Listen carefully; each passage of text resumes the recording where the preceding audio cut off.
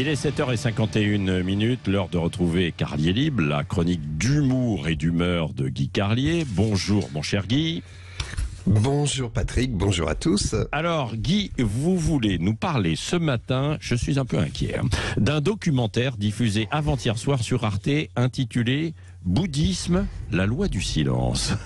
Oui, c'est un documentaire assez édifiant, mais en fait c'est un prétexte pour vous parler, pour vous raconter l'évolution de mon rapport à la religion tout au long de ma vie. Ah d'accord. Enfant, j'ai suivi la voie traditionnelle menant à la première communion, paroisse Notre-Dame de Lourdes à Argenteuil, catéchisme, patronage, curé pédophile qui caressait les enfants pendant les séances de ciné, bref, rien de bien original. Ceci dit, à 9 ans, le catéchisme, c'est quand même impressionnant. Jésus mort pour nos péchés, le diable, ses cornes, ses sabots, sa fourche, et puis il y avait la confession, cette sorte de cabane dans l'église, on s'asseyait dans le noir, séparé par une cloison avec juste cette grille métallique pour laisser passer la voix du prêtre.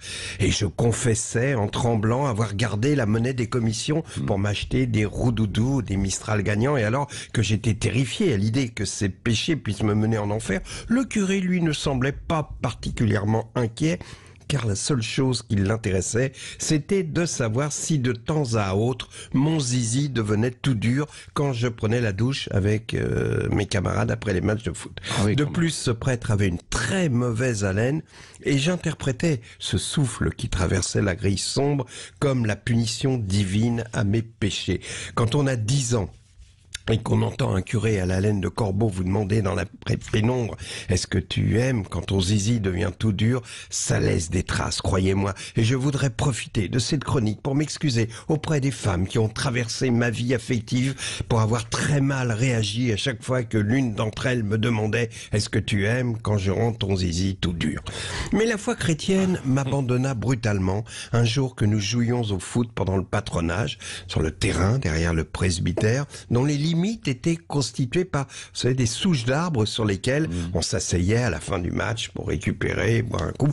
Le curé qui jouait au foot avec nous en short faisait de même, et c'est là qu'un jour où il s'est assis après un match sur une souche d'arbre, j'ai vu par l'échancrure de son short, une couille grisâtre qui apparaissait timidement, telle la tête d'un mérou sortant d'une roche sous-marine. Et cette image gomma d'un coup tout lien entre cet homme et le Saint-Esprit. Alors, je me suis détaché de cette religion. Et à l'adolescence, dans le sillage des Beatles, comme toute la génération des baby-boomers, je me suis passionné pour les religions orientales, plus particulièrement le bouddhisme. Je me suis mis à lire le livre des morts tibétains et tous les ouvrages concernant la réincarnation. C'est fascinant, la réincarnation. C'est comme la scolarité. Si vous avez été exemplaire, vous montez de classe à la fin de votre vie et vous vous réincarnez en un truc vachement mieux. Mais si vous avez été mauvais, vous régressez. Vous vous retrouvez méduse, mouche bleue. Et si vous êtes une mauvaise méduse, une mauvaise mouche bleue, eh bien dans la vie d'après, vous êtes réincarné en clé de 12, pelle à tarte, roue de tracteur. Le but est donc d'avoir une vie parfaite pour avoir droit à une réincarnation meilleure.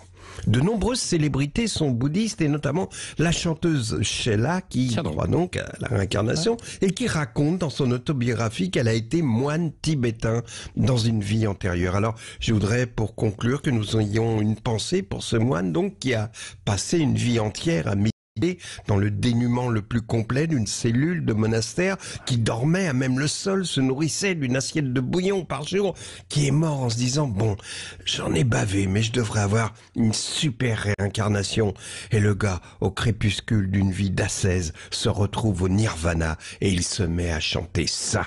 Donne-moi ta main.